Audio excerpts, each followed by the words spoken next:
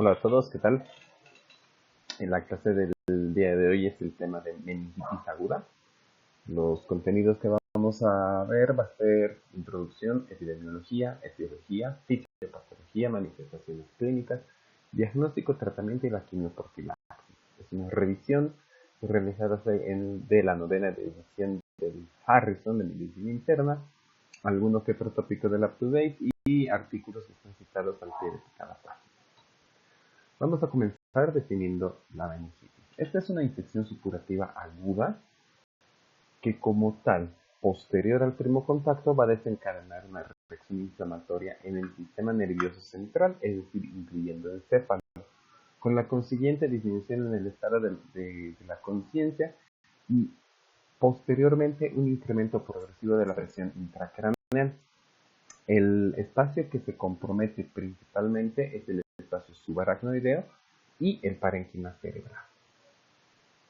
Epidemiológicamente, bueno, tiene una incidencia anual de 2.5 por cada 100.000 casos y esta es distinta de acuerdo a los agentes que están comprometidos. El principal va a ser el estreptococo neumonía. En segundo lugar, la Neisseria meningitidis, posteriormente la Listeria monocytogenes y el Haemophilus influenza tipo B en menos del 10%. Hablando un poco del estreptococo neumonía, este es uno de los microorganismos más frecuentes que obedece al 50% de los casos, determinando una prevalencia de 1.1 por cada 100.000 habitantes. Este va a afectar en pacientes que tengan factores predisponentes.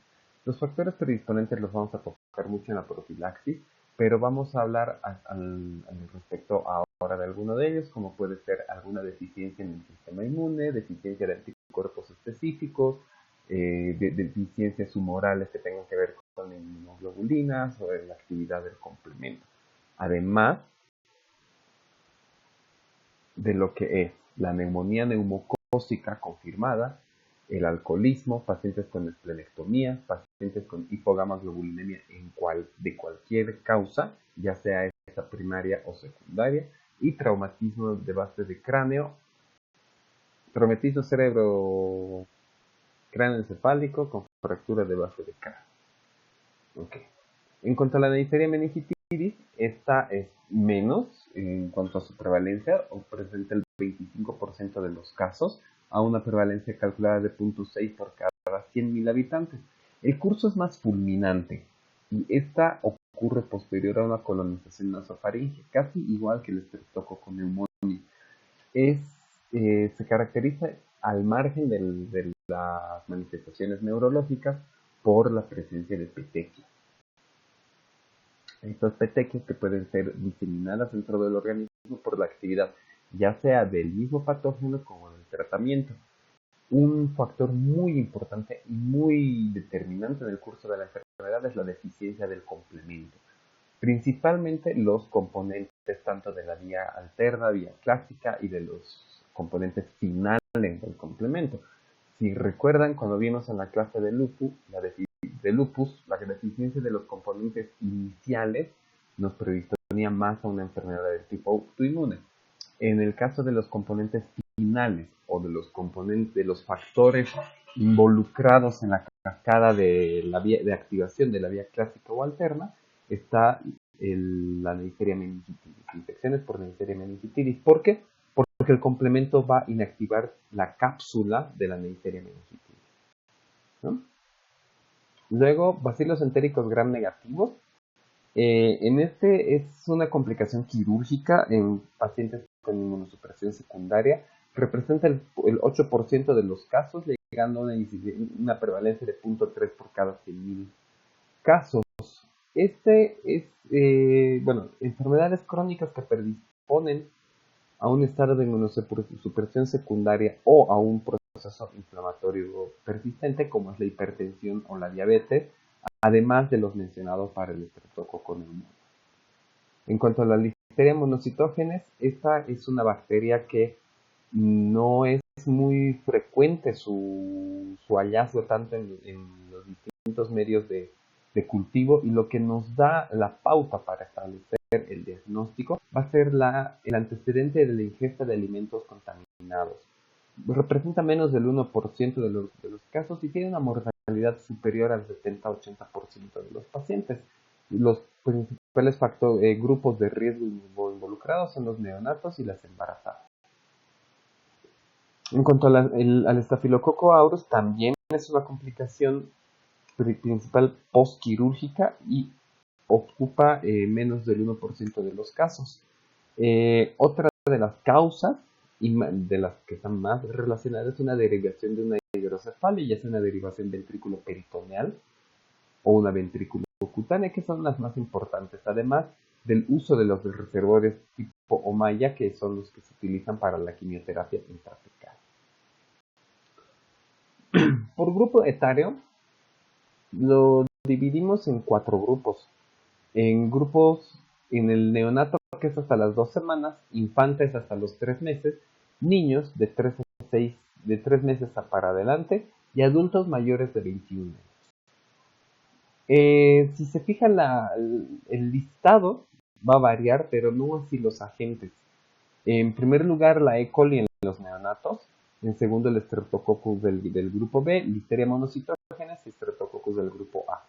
En los infantes está el Streptococo del grupo B en primer lugar, Listeria monocytogenes y la E. coli.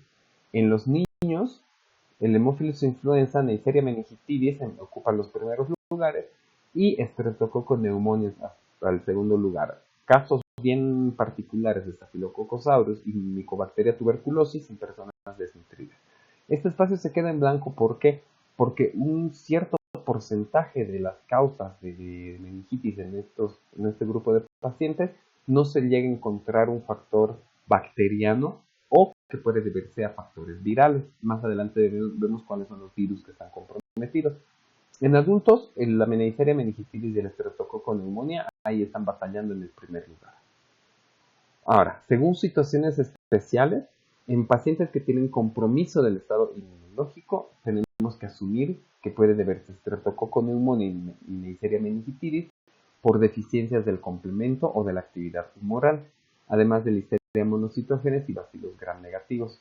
En pacientes con fractura de cráneo o fractura de la base del cráneo, tenemos Streptococcus pneumoniae, Haemophilus influenza y Streptococcus beta hemolítico del grupo A.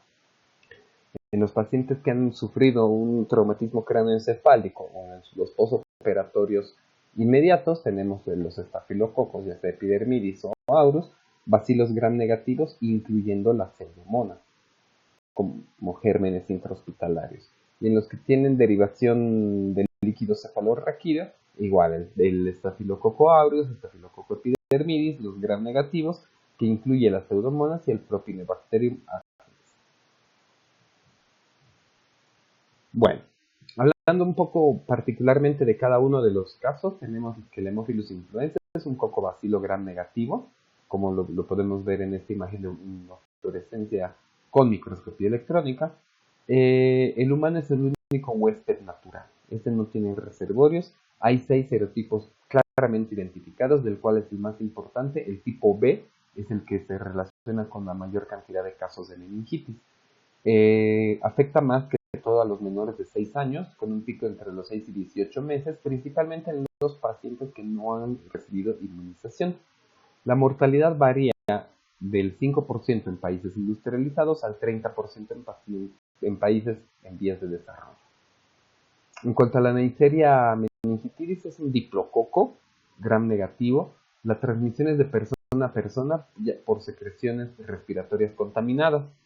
El grupo etario más comprometido son los niños y adultos jóvenes.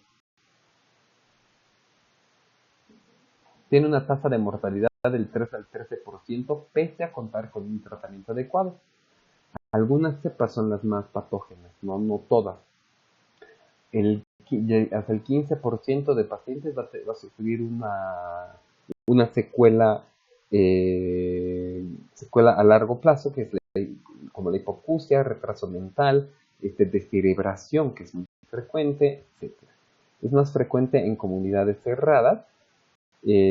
Cuando hablamos de la quimioprofilaxis veremos cómo se hace la inmunización en los espacios cerrados, como es las escuelas y guarderías. Los factores de riesgo más implicados va a ser la deficiencia del complemento en primer lugar, el hacinamiento y una deficiencia en la lactancia materna. ¿Por qué? Porque esta nos va a transmitir inmunoglobulinas protectoras como es la IgA. El estreptococo neumonía es un diplococo gram positivo que va en forma cadenas. Se conocen a la fecha más de 90 serotipos, sin embargo, patógenos como tal se tienen alrededor de 33. La causa más frecuente de meningitis bacteriana es la originada por estreptococo neumonía y en pacientes que han tenido una infección de la vía aérea superior o de la vía aérea inferior en los días previos. La mortalidad puede llegar hasta un 26%. Esto relacionado a ¿qué? A la resistencia del germen. Como es un germen en el cual está mucho en contacto con antibióticos por las distintas infecciones, puede tener resistencia y requerir mayor concentración plasmática de medicamento para que, por un lado, cruce una barrera hematoencefálica y por otro lado pueda actuar o inactivar los crecimientos. Los factores de riesgo serán en pacientes con esplenectomía, pacientes con mieloma múltiple, alcoholismo, diabetes mellitus, enfermedad hepática o renal. Y en la viral, pues son menos, hay dos tipos, los comunes y los menos comunes. Entre los comunes tenemos el enterovirus, el virus del herpes simple 2 o virus transmitidos por artrópodos. Dentro de los menos comunes, el virus de la varicela zóster, el virus de Epstein-Barr y el virus de la coriomeningitis linfocítica. Ok, vamos a ir con este diagrama para explicar la fisiopatología, que en realidad van a ver que es un círculo vicioso que está en constante activación y que tiene muy pocas formas de control. En primer lugar, va a existir una colonización en la nasofaringe o una infección en la nasofaringe o en la vía aérea pulmonar. Esta colonización en cualquiera de los dos lados va posteriormente a pasar al torrente sanguíneo. En el torrente sanguíneo, cuando la bacteria ya entra al torrente sanguíneo, ahí ya cruzamos con el primer problema. ¿Por qué? Porque las bacterias que tengan lipopolisacáridos en la membrana, estos van a por completo inhibir tanto la agregación del complemento como la estimulación de neutrófilos a nivel local. Entonces, este es un mecanismo de protección que tiene la bacteria en el torrente sanguíneo. Y una vez ahí, van a llegar tranquilamente al plexo coroideo intraventricular, tras el cual a una concentración incrementada, pues va a producirse el paso de las bacterias al líquido cefalorraquídeo. En el líquido cefalorraquídeo es un líquido que generalmente carece de proteínas. Y dentro de las proteínas que carece van a ser todo lo que son las globulinas y todas las proteínas del complemento. Asociado a que sea inhibido previamente la actividad fagocítica de los neutrófilos, entonces ahí es donde va a comenzar todo el daño. Primero, una replicación bacteriana impresionante que van a crecer aproximadamente a una tasa entre 6 a 10.000 unidades formadoras de colonia por hora. A este nivel, mediante nuevamente los lipopolisacáridos que tiene, ya van a tener otro efecto. ¿Cuál? En la liberación de citocinas en el espacio subaracnoideo, principalmente el factor de necrosis tumoral y la interleucina 1. Recordemos que estas dos son importantes en cuanto a al inicio de la actividad inflamatoria inespecífica. En el caso del factor de necrosis tumoral, tenemos que esta va a promover mayor migración tanto de neutrófilos como de linfocitos. Y en el caso de la interleucina 1, esta inicialmente se va a producir por los macrófagos activados y va a ser un pirógeno endógeno con la mayor producción de proteínas de fase aguda. Estas proteínas de fase aguda son las que tienen funciones tanto estimuladoras como inhibitorias, que pueden llegar hasta favorecer el crecimiento celular o hasta promover la apoptosis. Va a tener la actividad quimiotáctica principalmente sobre los granulocitos y junto con con la interleucina 6 va a incrementar lo que son las proteínas hepáticas de fase aguda, los reactantes de fase aguda, como es el fibrinógeno, y en la proteína C reactiva. En el sistema nervioso central tiene un papel interesante, puesto de que se ha demostrado en modelos animales que esta puede inducir la somnolencia y el sueño. Esto porque tiene una actividad similar con las células interventriculares.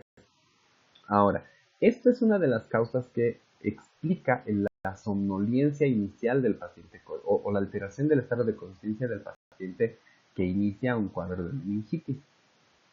¿Ok? Bueno, entonces, una vez que ocurre esta liberación de citocinas en el espacio subaracnoideo, por acción de la interleucina 1 va a existir la migración de leucocitos del endotelio hacia al espacio subaracnoideo. Esta migración del leucocito, ya sea por la acción misma que tiene el linfocito, va a inducir mayor liberación de citocinas proinflamatorias. Los leucocitos que migran van a ser fagocitos inicialmente. Todo fagocito tiene su ciclo de preservación en el cual está la mayor producción de interleucinas. ¿Cuál? Factor de necrosis tumoral e interleucina 1. Nuevamente, estas dos a nivel local, nuevamente, en cantidades incrementadas, va a tener dos efectos. En primer lugar, incremento de la permeabilidad de la barrera hematoencefálica que permita mayor paso de leucocitos hacia por la barrera hematoencefálica, y por otro lado, mayor expresión de selectinas, que las tienen aquí en rojo. Estas selectinas, que pueden estar, que están más bien en la pared de los fagocitos, van a encargarse tanto del rodamiento como del paso del mismo por el endotelio. Okay. Este incremento en la permeabilidad de la barrera hematoencefálica lógicamente va a inducir un edema vasogénico y un paso de proteínas hacia el espacio subaracnoideo. A esto le denominamos un exudado, cualquier líquido que pasa que sea rico en proteínas. ¿Qué proteínas? Inmunoglobulinas, complemento, pero va a traer otras proteínas asociadas, como ser albúmina principalmente.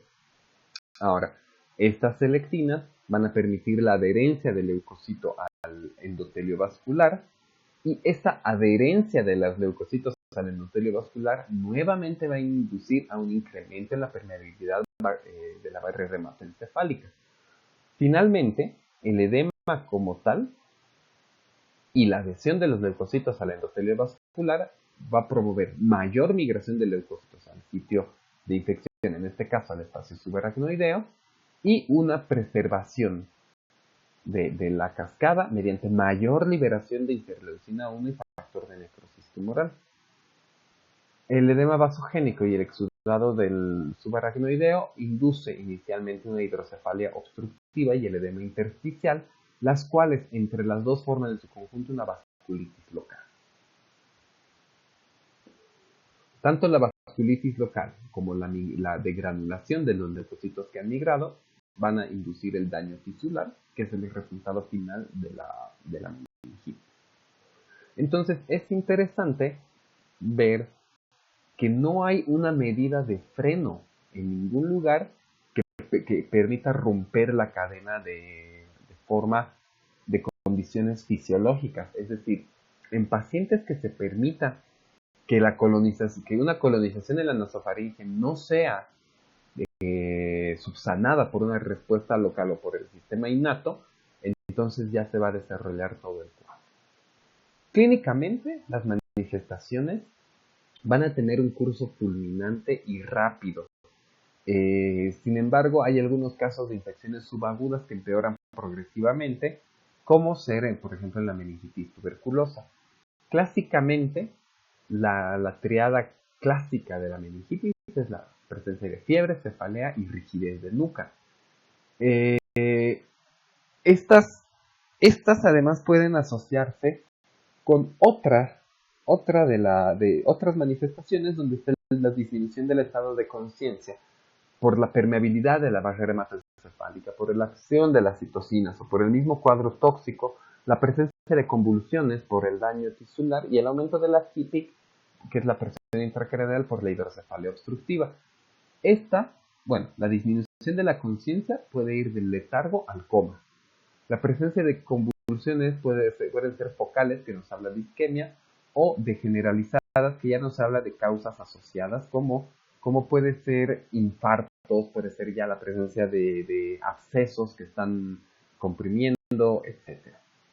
Y otra de las causas estaría la anoxia cerebral y la hiponatremia. Y por último, el incremento de la PIC, que esta poco a poco va a inducir en el paciente obnubilación y coma. El incremento de la presión intracraneal es cuando la presión de apertura supera los 180 milímetros de agua. Va a existir un edema, un deterioro neurológico constante y progresivo que puede asociarse a edema de papila, alteraciones pupilares o descerebración. Si se fijan, entre todas estas, vamos a hablar de lo que es la triada de Cushing. ¿Cuándo? Por la descerebración y la compresión de los espacios intracerebrales, se van a tomar mecanismos de contrarregulación vasogénica.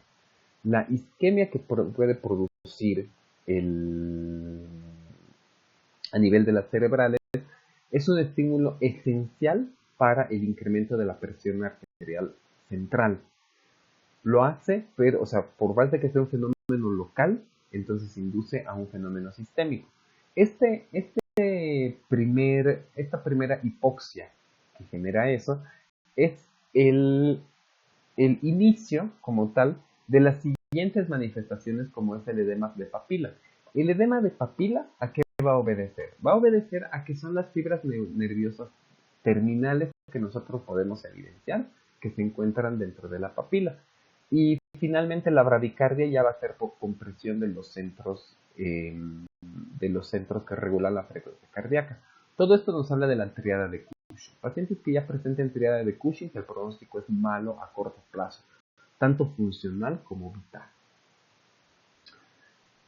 Las manifestaciones del orden infeccioso van a ser cualquiera de un cuadro tóxico infeccioso, como cefalea, fiebre, mialgia, artralgia. Las manifestaciones que obedecen a un incremento de la presión intracraneal es la cefalea, letargia, vómitos y el papiledema. Y los signos de irritación meningia, entre los que está el cuello rígido, espasmo del gracilis arterio o bíceps y los signos de Brudzinski y Kerr. ¿Cuáles son esos signos? El signo de Brudzinski es el paciente en decúbito, en el cual al inducir una elongación de la columna con la flexión del cuello, las piernas van a doblarse por retracción de las mismas. Esta meninge de ser flexible va a tener una contextura más rígida que va a inducir la contracción. Y el signo de Kernig es la elevación de la pierna y que no pueda elevarla de forma recta. Cuando uno induce quiere eliminar esta flexión, entonces va a existir ya sea dolor, incapacidad o arqueo del paciente.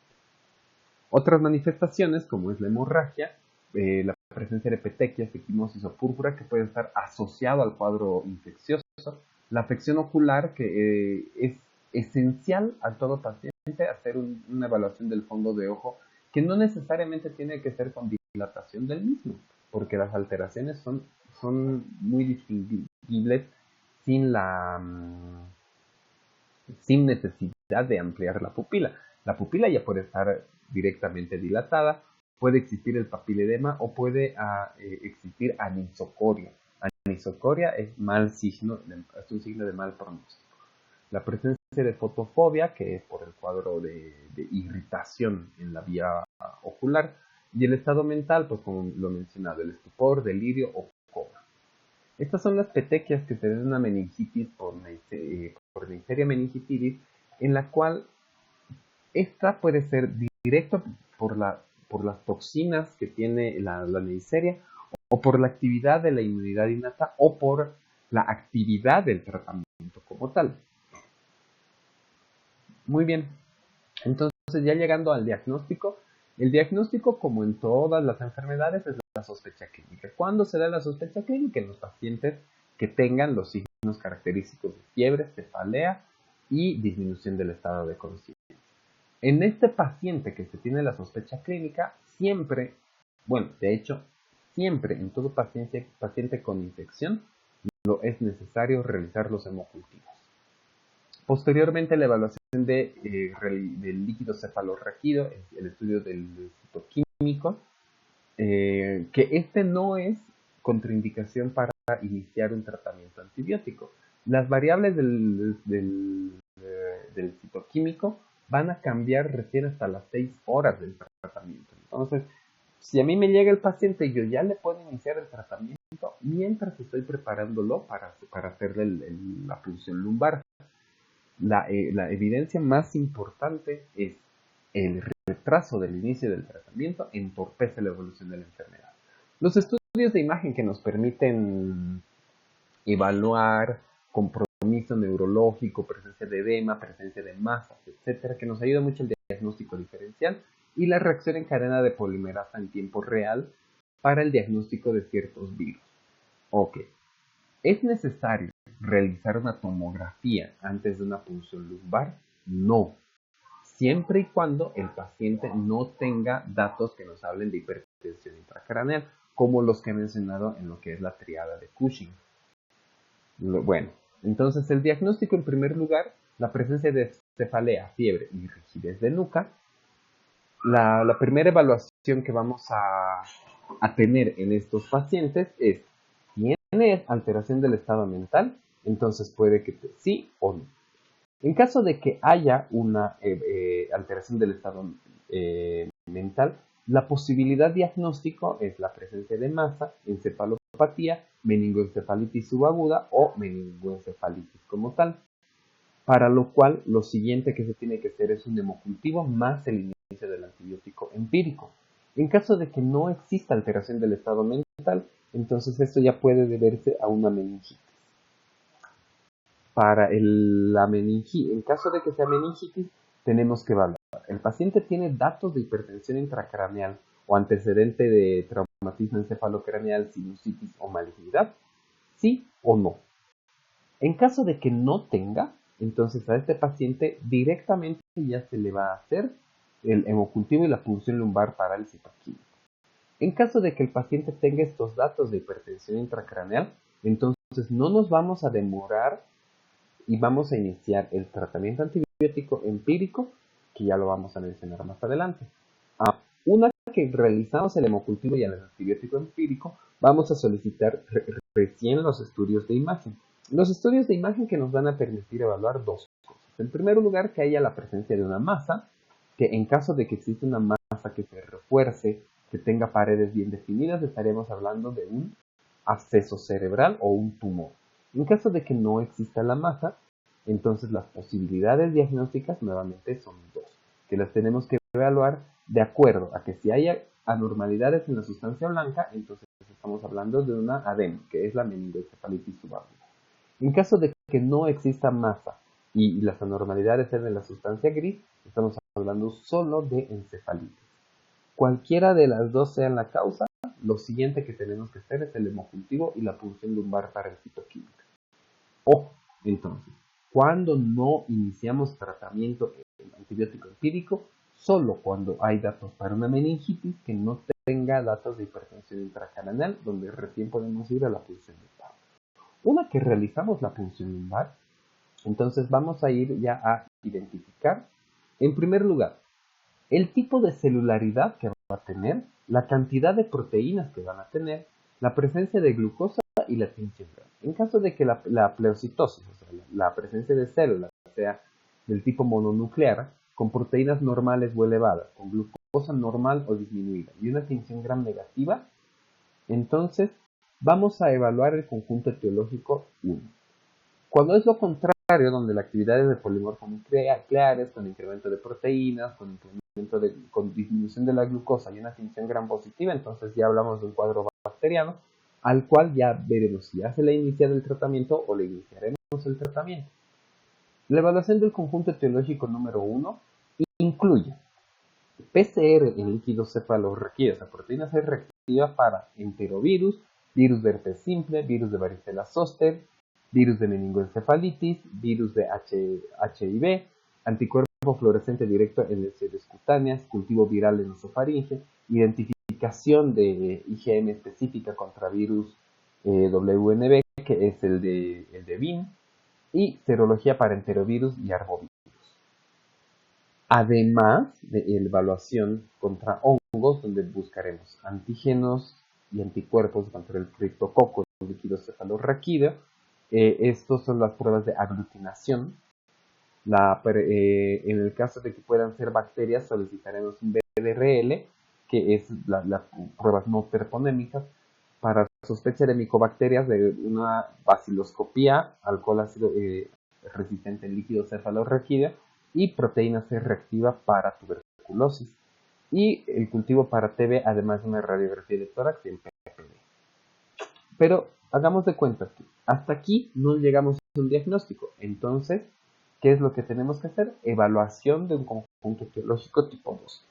Esto, lógicamente, cuando es la pleocitosis de mononucleares, proteína normal elevada, glucosa normal o tensión gram negativa. El conjunto etiológico 2 ya son estudios específicos, nuevamente con reacción en cadena de polimerasa, para virus de Epstein-Barr, influenza A y B, micoplasma, adenovirus. En el caso de hongos siempre se busca inicialmente las precipitinas, que son anticuerpos, pruebas de aglutinación en líquido cefalorraquídeo y suero. Y si esto aún así es negativo, entonces ya tenemos que evaluar un conjunto etiológico 3, pero que ya es de acuerdo a las condiciones de salud pública propias del país. Es decir, buscar enfermedades emergentes, reemergentes, etc. Muy bien, entonces, en las herramientas del diagnóstico tenemos el líquido cefalorraquídeo, que en la obtención de este tenemos que evaluar la presión, la apariencia, la celularidad, la glucosa, las proteínas, la existencia de antígenos bacterianos y, lógicamente, los cultivos. Un cultivo negativo no nos excluye diagnóstico. Ojo, las características normales del líquido cefalorraquídeo es que el aspecto es normal, es de agua límpida, la presión de apertura llega de 70 a 180 milímetros de agua, la presencia de leucocitos es de 0 a 5 por 10 a la 6 por litro, a predominio linfocitario. Las proteínas van a estar 15 a 45 miligramos por decilitro, el lactato a una concentración de 1.5 a 1.9 milimoles litro, la glucosa a 45 a 80 miligramos de decilitro, o más del 60% de la glucemia como tal, y el cloro de 120 a 130 milímetros. Cuando hablamos de una meningitis bacteriana, el aspecto ya es turbio, la presión de apertura es mayor, llega hasta 400, los leucocitos principalmente son los granulocitos, que pueden estar muy incrementados, llegando hasta 10.000, las proteínas van a estar incrementadas. ¿Por qué? Pues en la fisiopatología ya nos dice el por qué se incrementan las proteínas. Puede ir de 50 a 1500. El lactato, como en cualquier proceso infeccioso, va a estar incrementado. La glucosa va a estar disminuida. ¿Por qué razón? Consumo bacteriano. Y el cloro puede estar normal o incrementado. ¿Para qué nos sirve el cloro? Osmolaridad. En la meningitis viral, el líquido va a ser entre claro y amarillento, con una presión que puede ser normal a un poco incrementada. Los leucocitos inicialmente van a ser del tipo de los granulocitos, sin embargo, posteriormente van a ser linfocitos. Las proteínas van a estar incrementadas, pero no por encima de 200. Tanto el lactato como la glucosa y el cloro pueden mantenerse normales. Y en el caso de la meningitis tuberculosa, el líquido es claro amarillento, la presión está incrementada, los leucocitos son del tipo de linfocitos de 25 a 1000, las proteínas van a estar muy incrementadas, entre 45 a 500, el lactato va a estar incrementado, la glucosa va a estar consumida directamente y el cloro va a estar disminuido. Entonces, con esta es la base para hacer el el diagnóstico etiológico. Sin embargo, no nos excluye otras causas. ¿Listo? La punción lumbar es una medida en manos de alguien que sabe hacerla.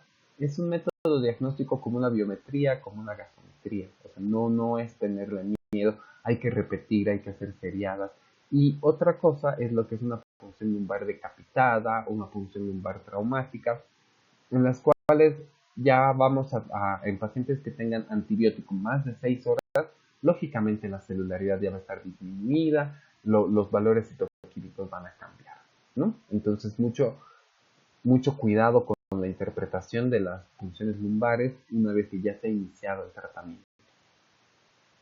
En los estudios de imagen, lo que más, la razón de los que solicitamos es para evaluar el diagnóstico diferencial. Hemos visto en el algoritmo diagnóstico que vemos la masa, si no hay masa, si es compromiso sustancia gris o blanca. En el caso del compromiso neurológico, que exista hidrocefalia obstructiva, que exista edema cerebral, etc. Siempre es preferente la resonancia magnética versus la tomografía de cerebro simple. ¿Por qué? Porque esta nos va a reforzar mejor la cápsula y las meninges en una incidencia de FLAIR va a estar completamente radiointensa. Ahora, la tinción Gram, todo lo que les he mencionado en lo que es la etiología y de cómo se ven las bacterias, justamente nos sirve para la evaluación de la tinción Gram. La tinción Gram se la realiza en el líquido cefalorraquídeo. Es un procedimiento que, si recuerdan cuánto demorábamos en microbiología en realizarlas, alcanzamos hasta entre 15 a 20 minutos. O sea, es muy rápido, es muy sensible. La especificidad va a variar de acuerdo a la tinción y de acuerdo a las manos que la hagan. Los cocos gram positivos que están en racimo son estafilococo, muy raro, cocos gram positivos en cadena del estreptococo, gram positivos del neumococo, los bacilos o los cocobacilos gram positivos la listeria, los cocos gram negativos del meningococo, las enterobacterias son bacilos gram negativos y los cocobacilos el hemófilos, como hemos visto en las imágenes. Ahora, existen otras pruebas en sangre que podemos hacer, que son rápidas, que nos pueden guiar para el diagnóstico, que tienen sensibilidades que van a variar con una especificidad baja, todita. El látex es una prueba de aglutinación de anticuerpos donde se hace el látex el látex en general. Esta tiene una sensibilidad del 81 al 100% para el hemófilus tipo B, del 50 al 69% para el estreptococo neumonía y del 30 al 70% para la Neisseria meningitidis. Que la especificidad, sin embargo, que tienen estas pruebas es muy baja, por lo tanto no se recomienda realizarlas de forma excluyente o de forma de diagnóstico. Ahora, esto, el látex como tal, lo que valora es anticuerpos o antígenos presentes en cualquier líquido. Lógicamente, lo vamos a preferir hacer tanto del líquido cefalorraquídeo como de la sangre. ¿Listo? Ahora, la coaglutinación, que es otro estudio que se realiza ya en fluidos, como en sangre y líquido cefalorraquídeo, lo que se hace es poner el líquido, poner el anticuerpo primario, que vendría a ser cualquiera de estos gérmenes, y evaluar la presencia de coaglutinación. ¿Qué quiere decir eso? Yo tengo concentrados comerciales de los gérmenes, en los cuales lo voy a juntar directamente con el líquido, con la serología del líquido o el suero del paciente, y voy a esperar que se aglutinen.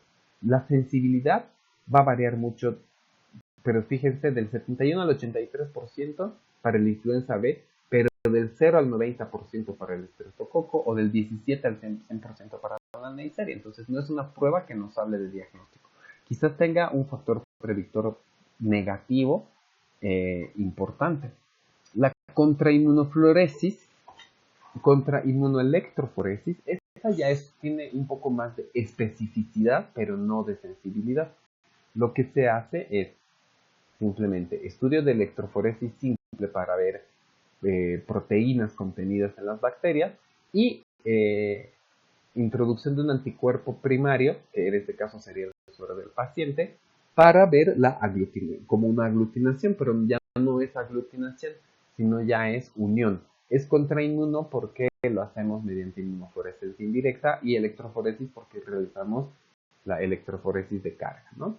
Las sensibilidades van a variar mucho del 67 al 85, del 50 al 100, del 50 al 90%.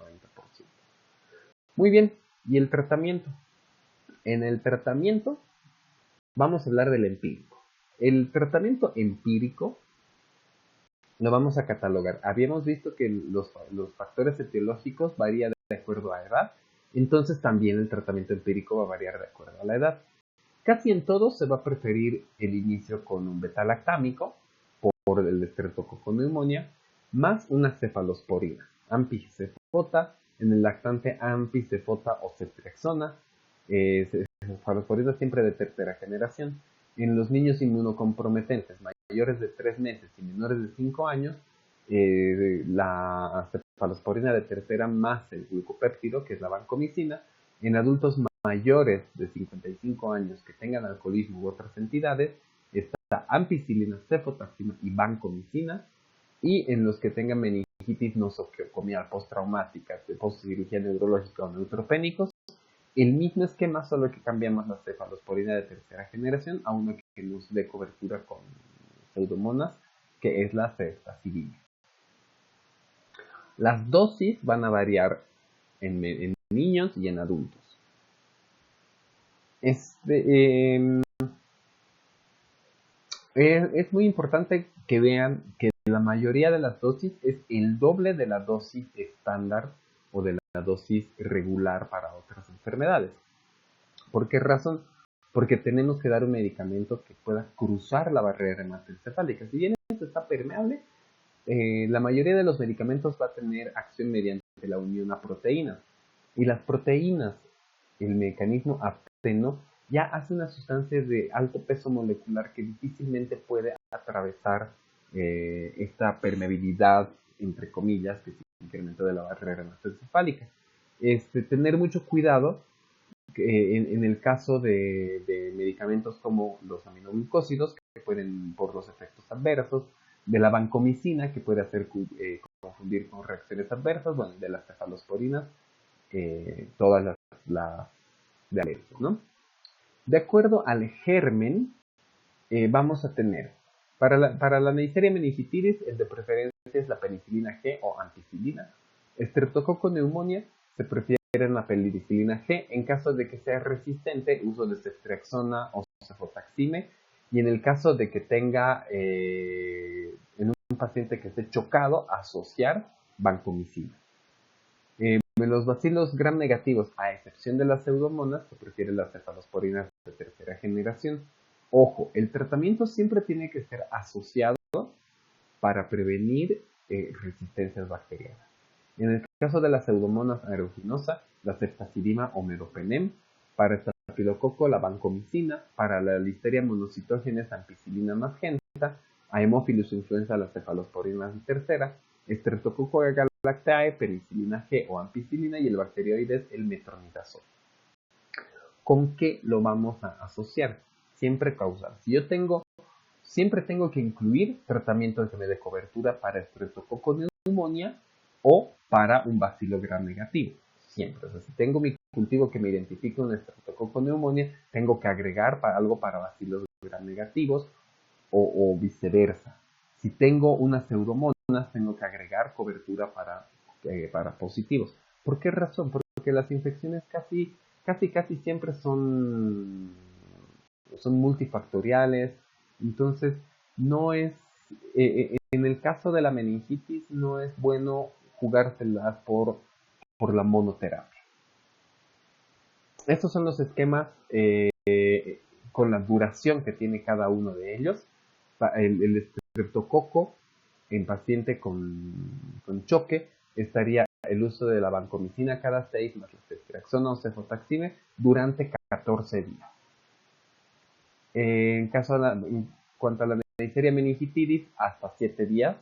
En cuanto a la Haemophilus influenza, influenza igual hasta 7 días. Esta se puede prolongar hasta 10 días. En cuanto a la listeria, el tratamiento puede ir de acuerdo de 7 a 14 días de acuerdo al compromiso del estado inmunológico. En los inmunocompetentes se puede utilizar de 2 a 4 semanas y en los inmunocomprometidos ampliar 14 días más posterior a la conclusión del tratamiento.